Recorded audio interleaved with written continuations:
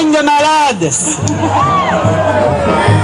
Hey, vous êtes vraiment hot d'être venus jusqu'ici, d'avoir marché avec nous. C'est vraiment une belle foule, une plus belle d'année en année. Puis là, il y a quelque chose de différent avec les autres années.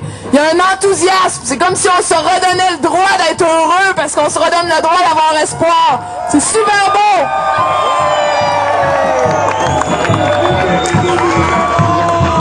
Tout de suite vous dire qu'il y a un chapeau qui va circuler parmi vous tous aujourd'hui parce qu'on ramasse des fonds pour financer des événements de la sorte. On veut qu'il y en aille de plus en plus dans l'avenir. Il faut que notre enthousiasme se traduise en espèces sonnantes et trébuchantes. Je vous invite à être généreux. Maintenant, je voudrais inviter quelqu'un qui est sur le comité de coordination de Cap sur l'indépendance et de la coalition. C'est Monsieur Pierre Graveline. Monsieur Graveline.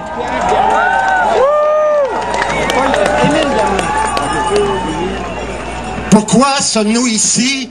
Je crois parce que nous avons toutes et tous le Québec au cœur et à cœur la liberté politique de notre nation.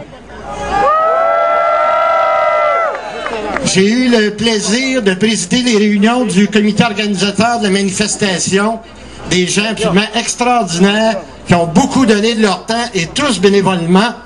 Je pense qu'il faut souligner leur travail. Je crois qu'ils méritent une bonne main d'applaudissement.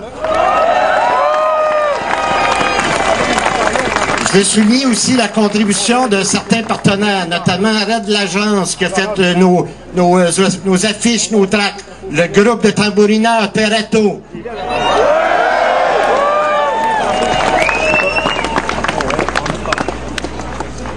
Je veux saluer dans cette manifestation unitaire la présence des dirigeantes et des dirigeants des 22 groupes membres de CAP sur l'indépendance. Les aînés pour la souveraineté, les artistes volontaires. Gardez vos applaudissements pour la fin, s'il vous plaît. On va saluer l'unité de tous. Les artistes volontaires, le Conseil de la souveraineté du Québec, le Comité indépendantiste du Cégep du Vieux-Montréal, le Comité souverainiste de l'UQAM, la Fondation Octobre 70, les intellectuels pour la souveraineté, les jeunes patriotes du Québec, le collectif Libre Marcheur, la Ligue d'action nationale, le collectif Mars 2011, le mouvement des étudiants souverainistes de l'Université de Montréal, le mouvement progressiste pour l'indépendance du Québec, le mouvement souverainiste du Québec, le Rassemblement pour l'indépendance nationale, le Rassemblement pour un pays souverain, le regroupement des mouvements indépendantistes collégiaux, le Réseau de résistance du Québécois, la Société nationale des Québécoises et Québécois des Laurentides, la Société nationale Gaspésie-Île-de-la-Madeleine, la Société Saint-Jean-Baptiste de Montréal qui a beaucoup contribué à l'organisation de cette marche, et Vigile.net. Cette manifestation, nous l'avons voulu unitaire. Et je veux, évidemment, outre les porte-paroles de Cap sur l'indépendance que vous allez entendre là, dans quelques minutes, Gilbert Paquette, qui est le coordonnateur, Sébastien Ricard et Catherine Dorion, les animateurs et les porte-paroles de la manifestation, Mario Beaulieu, le président de la Société Saint-Jean-Baptiste de Montréal, Madame André Ferretti, qui va être oratrice, Coralie Magnan-Lapérière, qui va prendre la parole, et Monsieur Bernard Landry, ancien premier ministre. Alors, outre tous ces gens de Cap sur l'indépendance, je veux saluer la présence dans cette manifestation de Madame du Parti québécois, Madame Pauline Marois, chef, Monsieur Raymond Archambault, président du Conseil exécutif national, et les députés Stéphane Bergeron, Yves-François Blanchet, Macacoto, Martine Ouellet, François Rebello, Martin Lemay, Marie Bouillet, Véronique Yvon, Nicole Léger et Scott McKay. Du Bloc québécois. Saluons la présence de Mme Viviane Barbeau, présidente par intérim, de Jean-François Fortin, député de Gaspésie et candidat à la chefferie, de Mme Maria Moureni, députée d'Annecy et candidate à la chefferie, M. Daniel Payet, candidat à la chefferie, ex-député de Schlaga, et des Jean Dorion, Pierre Paquet, Luc Desnoyers, Serge Cardin, Carole Lavallée, Guy André, Yves Lessard, tous des ex-députés du Bloc québécois qui sont avec nous aujourd'hui. De Québec solidaire, Mme Françoise David, porte-parole du parti. D'Option nationale, M. Jean-Martin Hossan, chef et député. Et je veux souligner également la présence de la députée indépendantiste indépendante, Mme Lisette Lapointe, qui est avec nous. Enfin, de M. Gérald Larose, président du Conseil de la souveraineté, et de M. Jocelyn Desjardins, président du Nouveau Mouvement pour le Québec. Je veux aussi saluer le soutien à cette manifestation de quelqu'un qui n'est pas avec nous, mais qui a tenu à nous livrer un message. Il s'agit de M. Jacques Parizeau. Et nous avons demandé à Coralie Magnan-Lapierrière, jeune militante indépendantiste de 15 ans, qui est avec nous, de venir vous lire le message de M. Parizeau.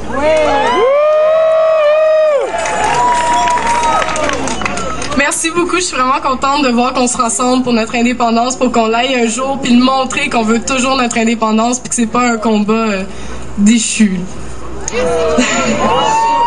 Donc, quand sur l'indépendance me demandé de vous transmettre le message de M. Jacques Parizeau, c'est vraiment un grand honneur pour moi de le lire, donc ça va comme suit.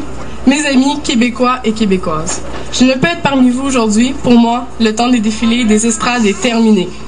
Mais je veux vous dire tout simplement à quel point j'ai confiance aux gens du Québec. Exposés aux saletés, aux abus du pouvoir, à l'injustice, ils gardent encore la capacité de s'indigner, de vouloir un avenir meilleur et propre, plus juste et prospère. Nous, les indépendantistes, savons que nous y arriverons d'autant mieux que nous serons, enfin, responsables de nous-mêmes, citoyens d'un pays normal et libre de ses choix. Nous nous sommes pas mal éparpillés depuis quelques années. Il faut se retrouver, dans la fraternité, reconnaître nos échecs et en tirer des leçons et reprendre la marche en avant. Vive le Québec indépendant, signé Jacques Parizeau.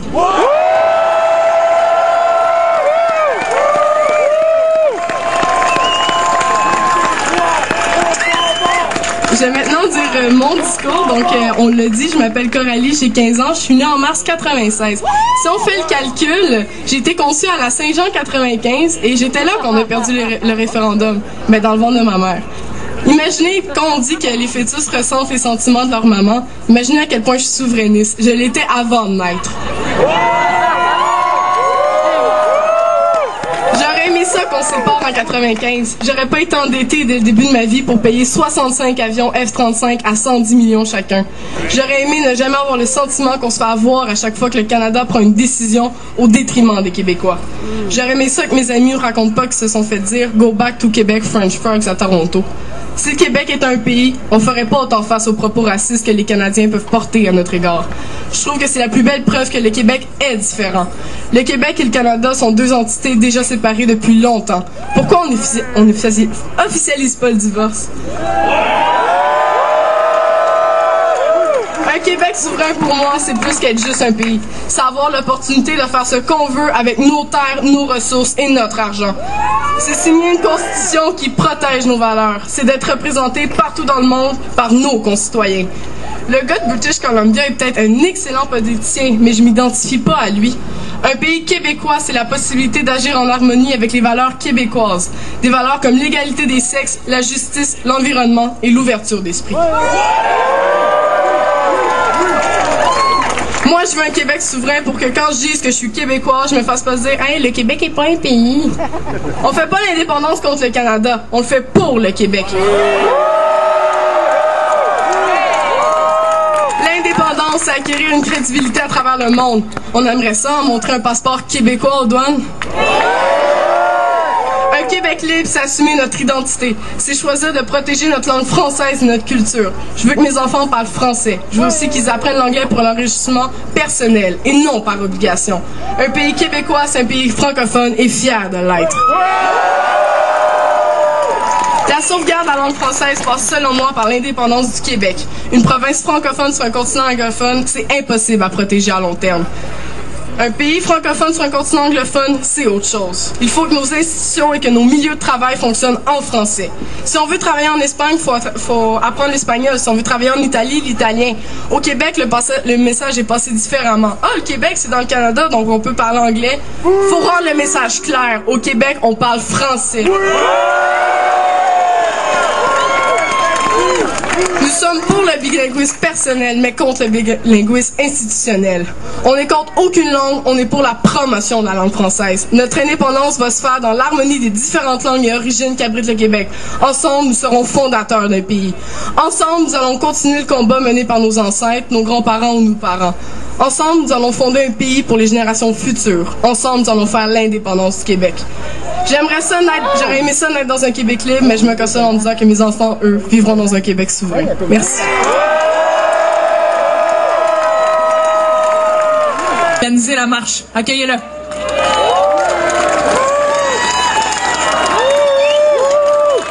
Bonjour tout le monde. C'est pas le moment d'être démobilisé. C'est pas le moment d'être triste. Nous sommes, et nous avons été au cours de cette marche, près de 3000 personnes à se rassembler pour l'avenir du Québec, pour nous donner un pays, pour l'indépendance du Québec. Merci d'être là.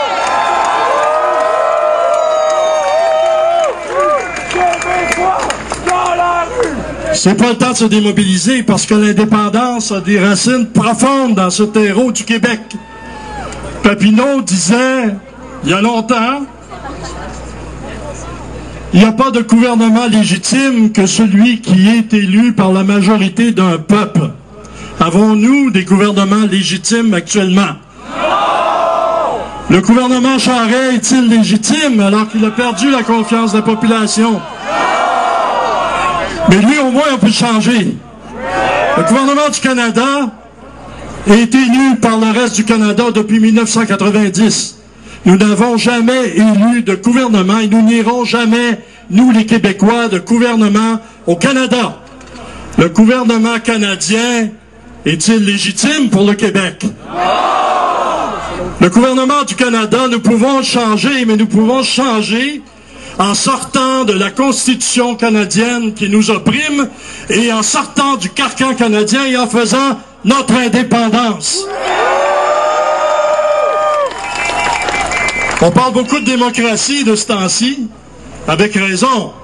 Il y a des choses qu'on peut changer si on avait un gouvernement qui se tient debout, qui est prêt à nous donner plus de démocratie, un mode de scrutin, un régime plus démocratique que celui qu'on a actuellement.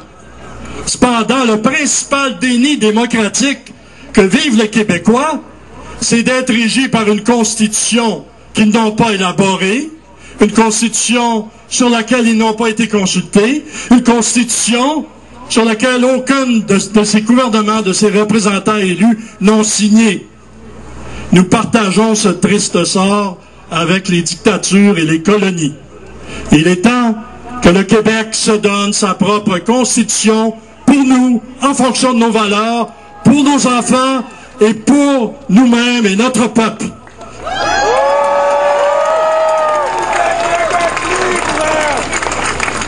On dit que les Québécois sont démobilisés, que les jeunes sont démobilisés. Mais regardez autour de vous, je ne sais pas si on vit sur la même planète, mais les jeunes s'impliquent, et tous les Québécois s'impliquent dans les luttes pour la démocratie, dans les luttes pour un Québec français, dans les luttes pour le contrôle de nos richesses naturelles, pour notre indépendance énergétique, pour notre développement durable, dans les luttes pour une autre mondialisation. Et ces luttes préparent l'indépendance, préparent la lutte pour l'indépendance. Ils préparent l'indépendance, mais en même temps, ils ne pourront aboutir que par l'indépendance. Pas de démocratie véritable sans indépendance du Québec. Pas de Québec français sans indépendance du Québec. Pas de développement durable et de contrôle complet de nos richesses naturelles sans indépendance du Québec. Pas de participation à une autre mondialisation sans l'indépendance du Québec. Donnons-nous les moyens de réaliser nos luttes et nos rêves.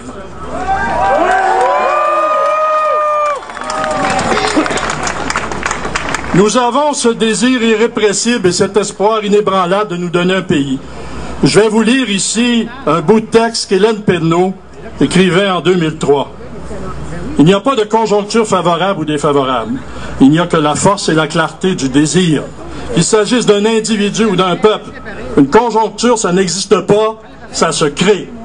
Quand on désire profondément, résolument quelque chose, on s'organise toujours pour arranger la conjoncture, qui nous semble paresseuse ou hostile, afin qu'elle travaille pour nous, afin qu'elle devienne un outil et non un frein, une porte ouverte et non une porte blindée, cadenassée à double tour, une permission d'être et de faire et non un rejet. » Elle écrivait encore, « Tout le monde a expérimenté cette force particulière d'énergie, inébranlable, qui monte quand on désire vraiment quelque chose.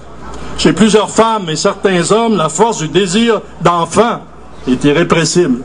Chez les créateurs et les créatrices, la puissance du désir de créer balaye tous les autres impératifs. Rien ne résiste au raz-de-marée du désir. Et nous avons ce désir. Et ce désir, il va apporter les dernières peurs, les derniers obstacles. Et nous allons nous donner notre indépendance. L'espoir, c'est le nombre croissant de Québécois et de Québécoises de toutes origines qui se définissent comme Québécois d'abord ou exclusivement. Le pourcentage augmente. Nous étions tout près de 50% il y a 16 ans, en 1995, et maintenant, il y a 60% des Québécois qui se définissent ainsi, 70% des francophones et 77% des jeunes francophones. Alors là est l'espoir. Là est l'espoir. Nous sommes près du but. Bientôt, comme le disait Pierre Bourgault, nous ne serons plus une province comme les autres, nous serons un pays comme les autres, libre de ses choix, responsable de son avenir, présent au monde. Fini l'oppression, la minorisation, l'assimilation, les luttes défensives. Donnons-nous un pays. Mettons le cap sur l'indépendance. Merci. Merci. Merci, M. Paquette. J'aimerais maintenant qu'on l'accueille avec tous les égards et tout l'honneur qu'on doit à une militante qui me rappelait à l'instant qu'elle milite depuis 55 ans, Mme André Ferretti. Une grande main d'applaudissements, s'il vous plaît.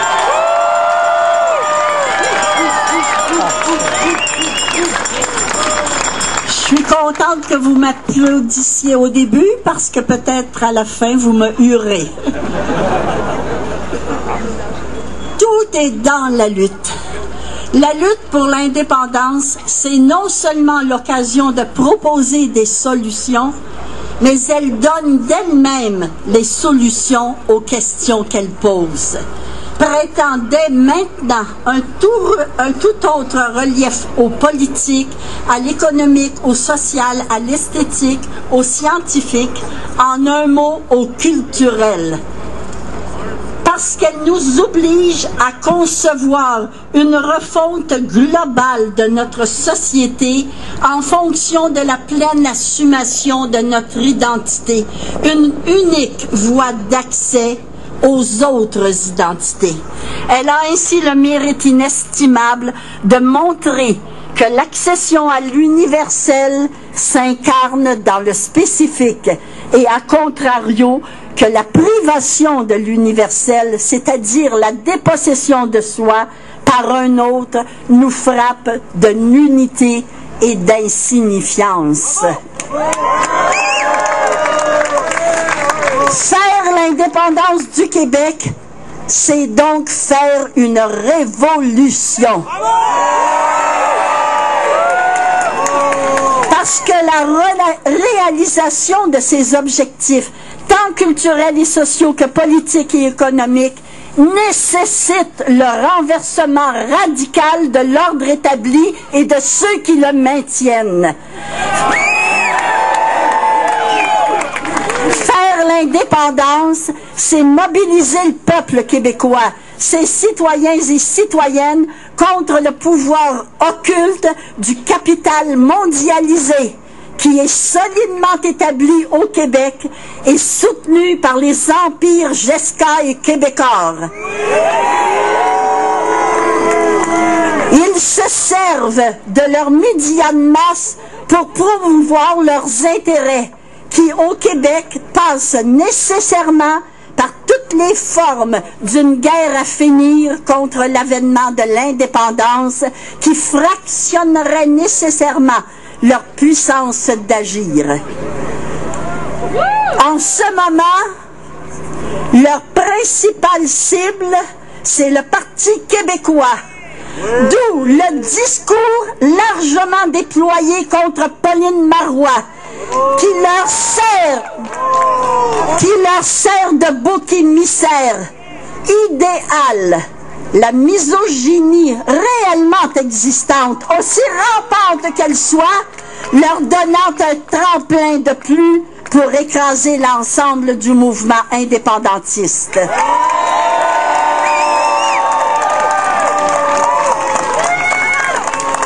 Faire la révolution au Québec en 2011, c'est se donner les moyens de mobiliser le peuple en sa faveur. C'est donc d'unir toutes les forces susceptibles d'atteindre cet objectif primordial.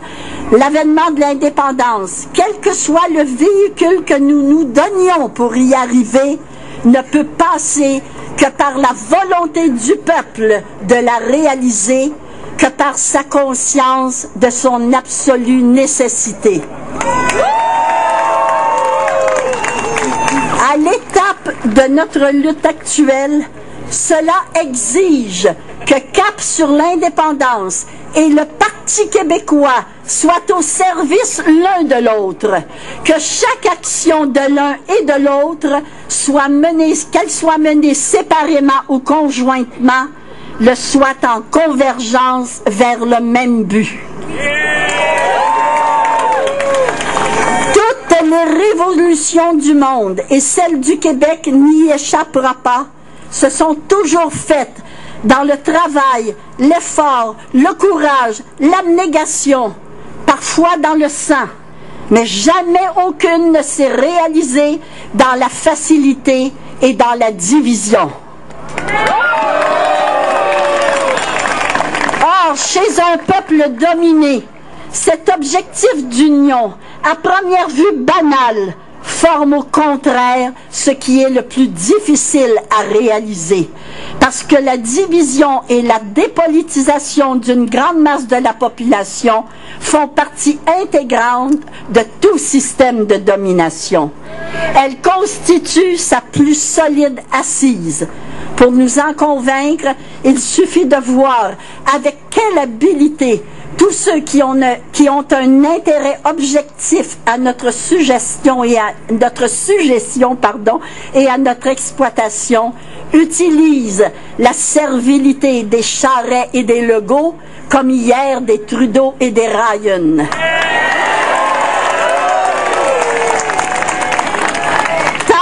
Aussi complexe que considérable, puisque non seulement nous devons déjouer les attaques ouvertes ou pernicieuses de nos puissants ennemis, mais parce que nous devons encore, après 50 ans de lutte, rejoindre des sensibilités la majorité de nos compatriotes à l'urgente nécessité de nous unir pour conquérir cette liberté. Élémentaire pour un peuple comme pour un individu de fixer lui-même les cadres de son existence. Cette nécessité de nous unir est d'autant plus grande que la manifestation éclatante de notre volonté politique est en dernière instance non seulement le plus efficace, mais le seul moyen que nous ayons de nous soustraire à la domination des puissances étrangères.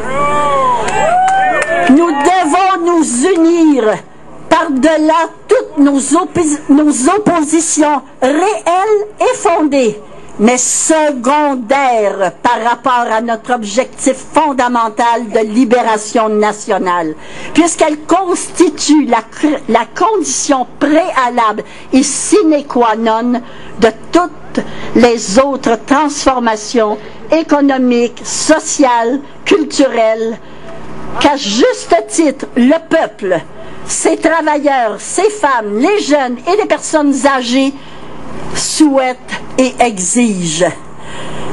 Tout le reste est fumisterie qui ne fait qu'éveiller leur rêve sans jamais lui donner les moyens de se réaliser. Vive Cap sur l'indépendance, vive le Parti québécois, vive Pauline Marois, vive l'indépendance, vive la révolution!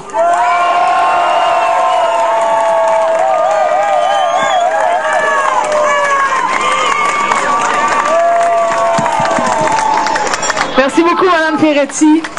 Accueillons maintenant Mario Beaulieu, président général de la Société Saint-Jean-Baptiste de Montréal, qui lui aussi a travaillé très fort sur cette marche.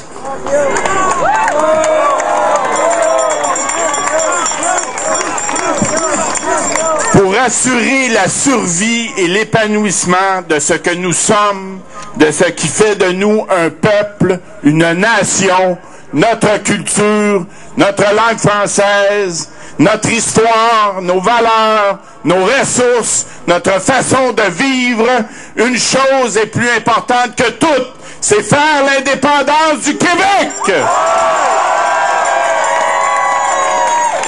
La Société Saint-Jean-Baptiste de Montréal a été de tous les combats pour défendre les intérêts du peuple québécois depuis sa fondation par un groupe de jeunes patriotes en 1834.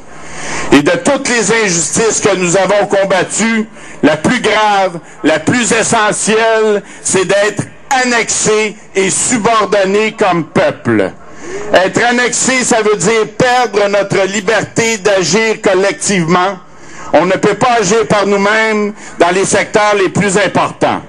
C'est le gouvernement du Canada qui décide ce qu'on va faire avec les 50 milliards d'impôts qu'on lui a envoyés cette année. Ce que nos amis d'Occupons Montréal revendiquent, c'est impossible à réaliser au Québec sans l'indépendance. Si nous devons attendre que le gouvernement du Canada anglais le décide, on va attendre très longtemps, parce que c'est à Ottawa que sont tous les principaux leviers du pouvoir économique. Nous, on veut la liberté. On veut prendre nos décisions nous-mêmes, les assumer. On veut l'indépendance. Notre histoire ressemble à celle de tous les peuples qui ont été annexés. Notre combat est celui de toutes les nations qui se battent pour leur autodétermination. C'est pas vrai que les Québécois vont accepter de disparaître en silence. C'est pas vrai qu'on va continuer à se laisser culpabiliser comme des colonisés, à se faire traiter de racistes et de xénophobes par des gens qui viennent de faire un génocide culturel envers les francophones hors Québec. Assez, c'est assez. À un moment donné, on arrête de reculer, on s'en va pas en avant. Je sais pas si vous avez remarqué, mais très peu de médias ont annoncé ou parlé de la marche aujourd'hui.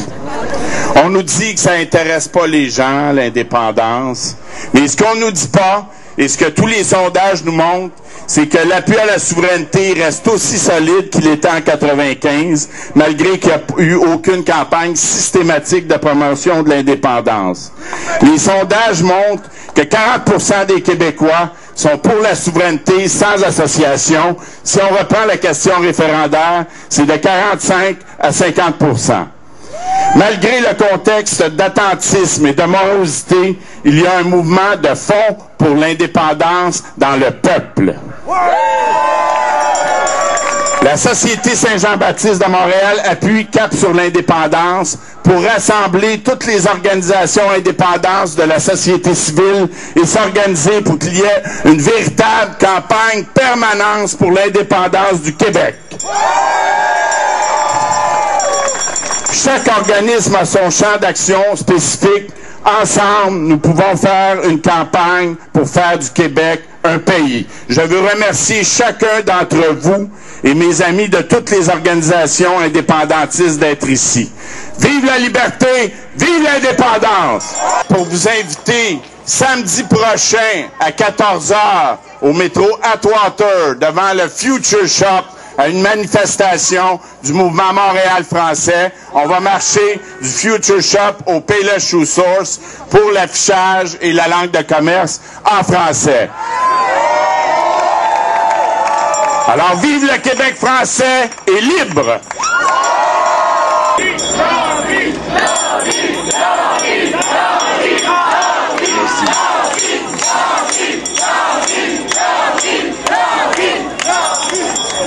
Vous me rappelez quelque chose?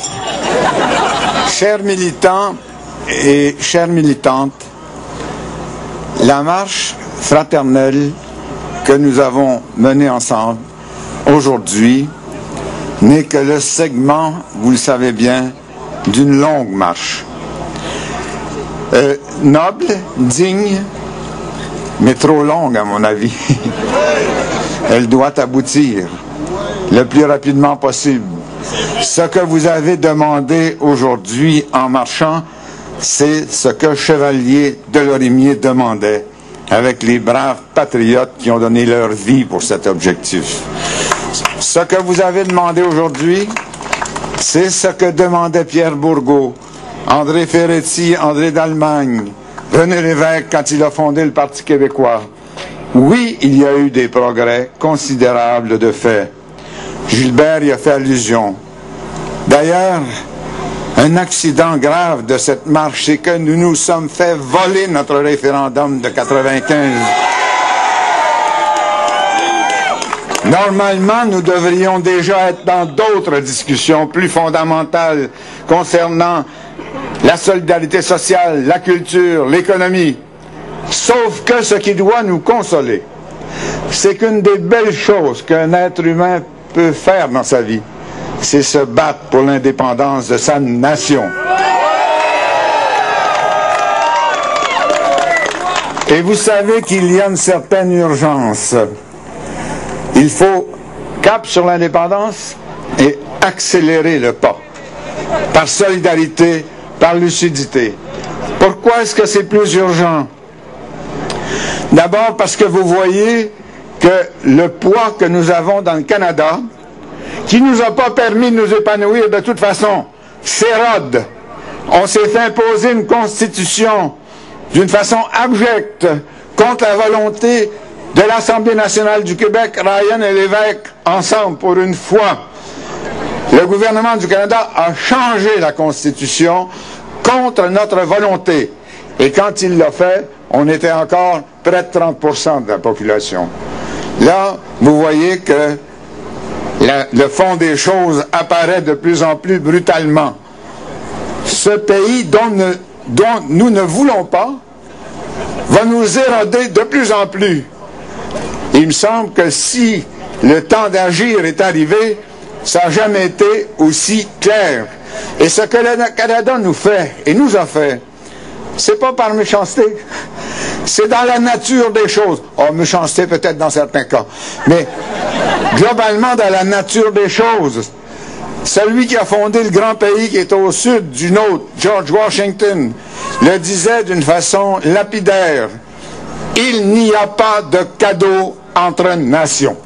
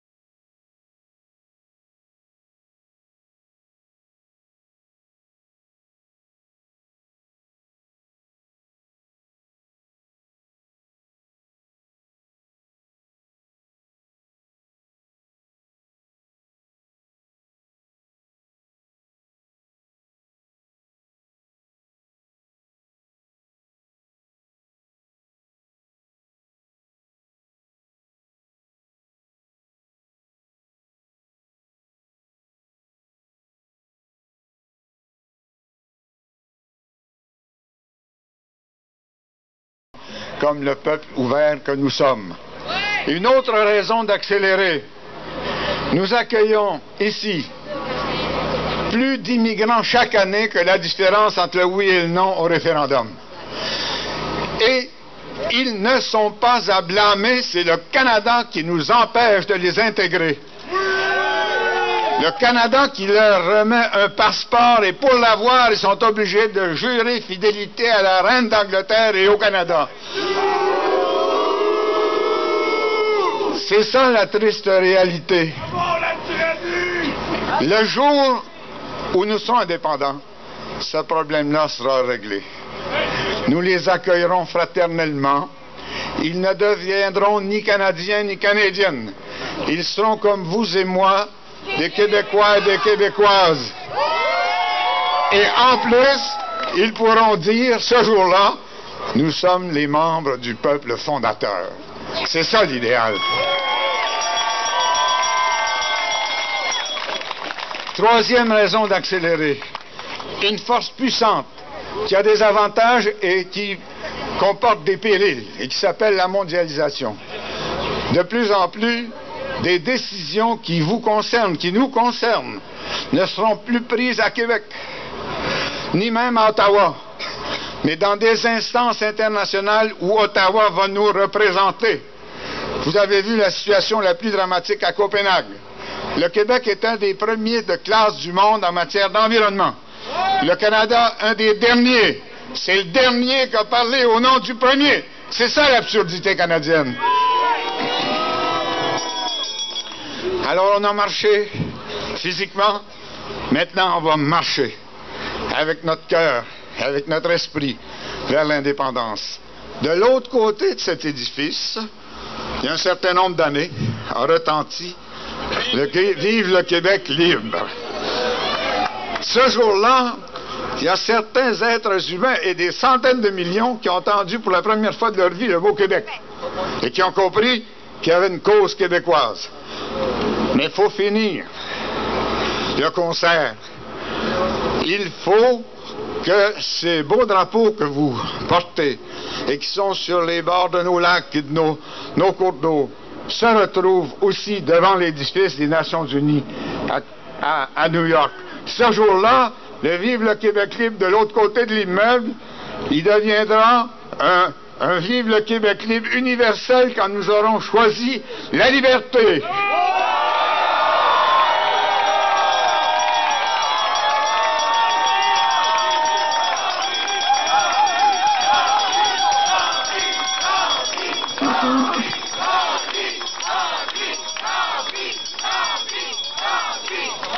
Merci, Monsieur Landry, merci. J'aimerais maintenant accueillir à la tribune une militante, une jeune militante brillante qui a publié, qui prend la parole dans toutes sortes d'événements avec pertinence, clarté, vision. Une fille de Québec qui s'appelle Catherine Dorion. Je vous prie de l'accueillir.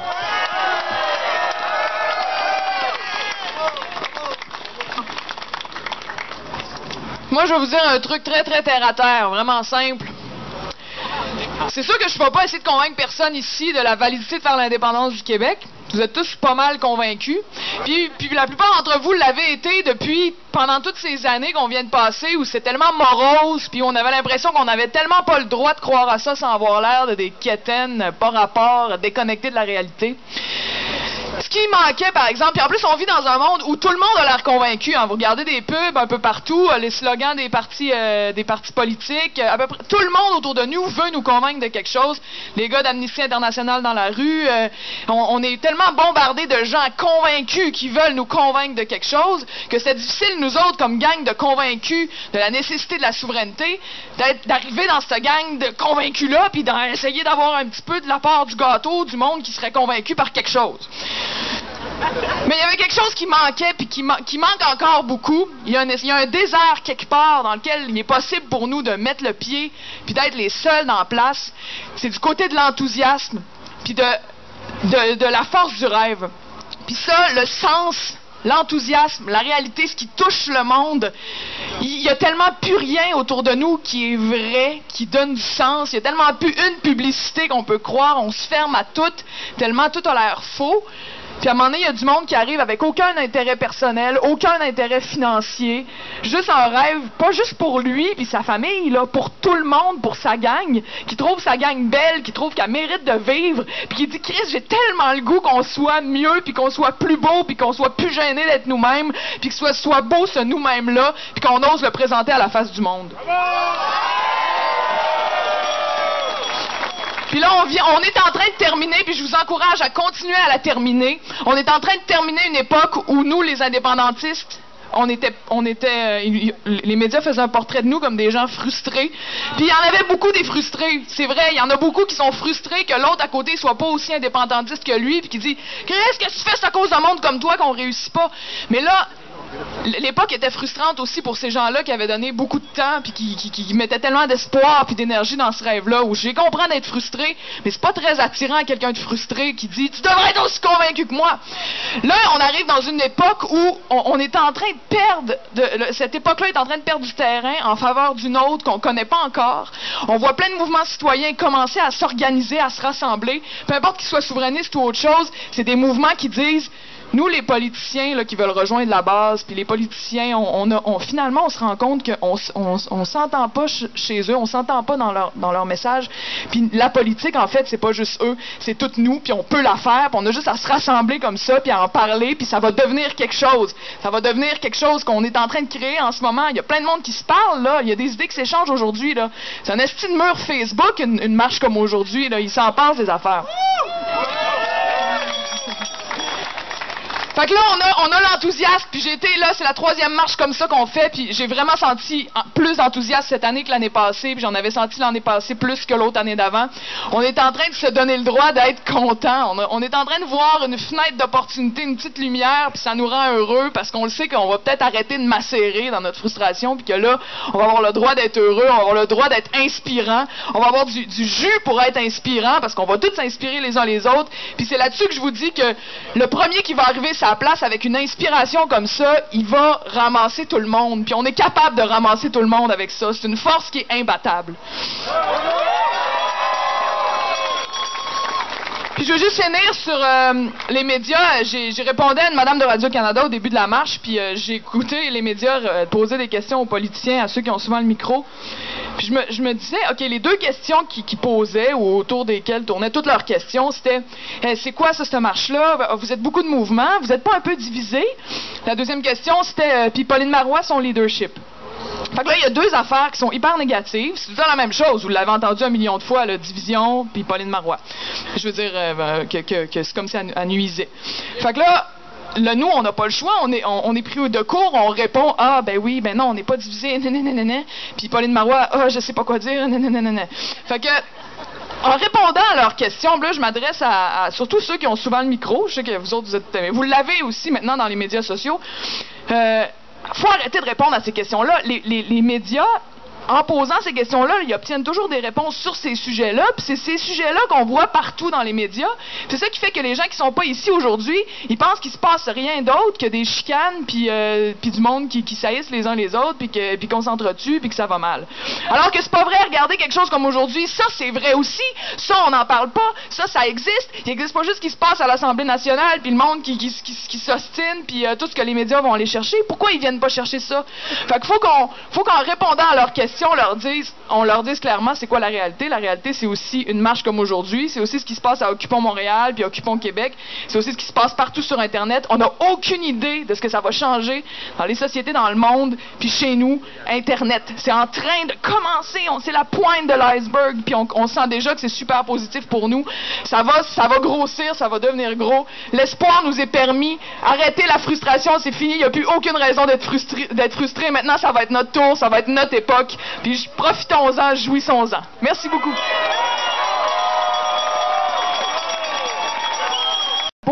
Il y a ici, sur ce côté... Merci Catherine. En effet, je suis pas peu fier de penser que la marche d'aujourd'hui se termine sur le Champ de Mars où depuis 7 mois, nous nous réunissons tous les samedis à 14h pour faire entendre l'indignation qui parcourt tout le Québec en ce moment, aujourd'hui, et dont nous sommes le reflet en marche aujourd'hui, 29 octobre. Sur le Champ de Mars, nous avons fait écho à une démarche qui a été entreprise par Luc Archambault, qui a fait la même chose devant le Parlement de Québec depuis le 19 février dernier. Des succursales à Saint-Hilaire, à Gatineau, ont emboîté le pas. J'invite toutes les villes du Québec à emboîter le pas et à se réunir tous les samedis pour faire en sorte que ce mouvement prenne de l'ampleur et fasse en sorte que notre mobilisation en soit une qui soit infinie. Infinie. Il est une chose que Mme Ferretti a dit aujourd'hui, un mot que j'aimerais reprendre et qui doit être celui qu'on doit bien comprendre aujourd'hui. Nous entrons dans une période de révolution, c'est absolument certain. Il n'y a pas un jour qui se passe au Québec sans quelqu'un, sans qu'un mouvement, sans qu'un porte-parole annonce quelque chose de nouveau. Moi qui ai 40 ans, j'ai jamais vu ça dans ma vie au Québec. Pour ceux qui sont allés, j'espère qu'il y en a de nombreux entre vous qui sont allés faire un tour à Feu Square Victoria, qui s'appelle maintenant la Place du Peuple, vous avez certainement senti de quoi je parle. Il se passe quelque chose au Québec et nous sommes partie prenante de ce qui se passe. Aujourd'hui, nous sommes réunis et M. Graveline faisait l'énumération de tous les mouvements et de toutes les porte-paroles, de tous les gens, de différentes factions, de différents mouvements qui étaient réunis ici aujourd'hui. Et cette réunion rare de tous les porte-paroles d'un même idéal, il faut en profiter pour dire des choses nouvelles. Nous sommes réunis ici pour entendre autre chose que ce qu'on a entendu depuis trop longtemps.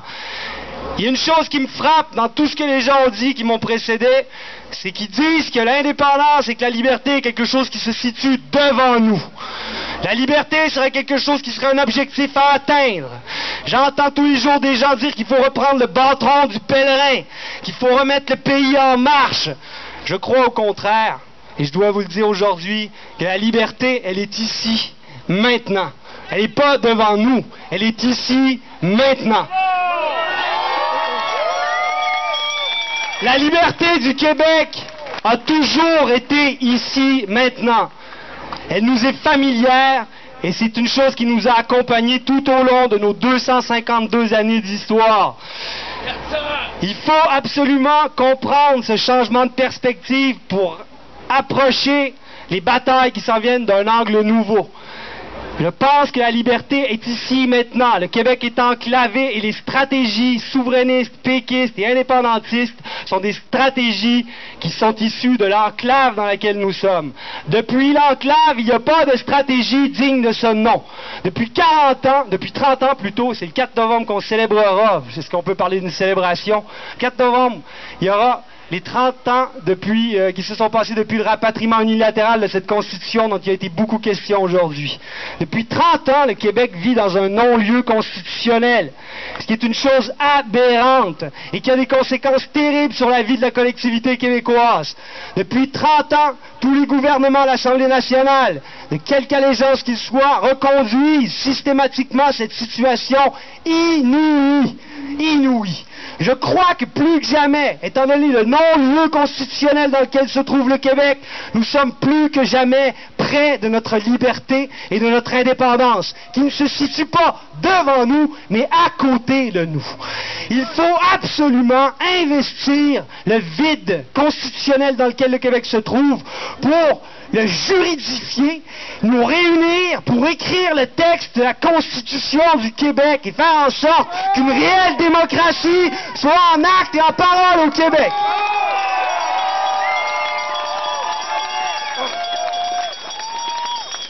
J'aimerais vous lire un poème de Saint-Denis Garneau que j'ai lu quand j'avais 20 ans, que j'ai relu quand j'en avais 25, que j'ai relu à 30 ans, 35 et que j'ai relu la semaine dernière et qui s'appelle justement « Accompagnement ». Je pense que ce poème-là parle un peu de ce que je vous parle aujourd'hui. Je marche à côté d'une joie qui n'est pas à moi, d'une joie à moi que je ne puis pas prendre. Je marche à côté de moi en joie. J'entends mon pas en joie qui marche à côté de moi. Mais je ne puis changer de place sur le trottoir, je ne puis pas mettre mes pieds dans ces pas-là et dire « Voilà, c'est moi ». Je me contente pour le moment de cette compagnie, mais Je machine en secret des échanges par toutes sortes d'opérations, des alchimies, par des transfusions de sang, des déménagements d'atomes, par des jeux d'équilibre. Afin qu'un jour, transposé, je sois porté par la danse de ces pas de joie, avec le bruit décroissant de mon pas à côté de moi, avec la perte de mon pas perdu s'étiolant à ma gauche, sous les pieds d'un étranger qui prend une rue transversale. Ce qui m'intéresse de ce poème-là, qui s'appelle Accompagnement, c'est que la joie ne se situe pas devant, elle se situe à côté. Et c'est de ça dont je vous parle depuis tout à l'heure. C'est le changement de perspective absolument indispensable qu'il nous faut avoir aujourd'hui, sinon nous allons nous épuiser, nous allons nous affaiblir, nous allons nous étioler et nous allons continuer de nous diviser davantage. Ce qu'il y a d'extraordinaire dans ce poème-là et que j'observe, c'est que la joie des Québécois et cette révolution dont je parlais, elle est intacte. La puissance révolutionnaire au Québec, elle est intacte. Il faut l'investir et nous n'avons jamais été aussi proches de pouvoir l'investir qu'aujourd'hui. Nous qui flottons dans un non-lieu constitutionnel et qui reconduisons bon an mal an cette situation absurde et sans aucune logique quelle qu'elle soit. Si nous acceptons de changer de perspective au terme de la marche d'aujourd'hui, nous pourrons dire, comme c'est le slogan de mars 2011, nous pourrons dire ensemble, nous sommes arrivés à ce qui commence. Merci infiniment. Bonne journée.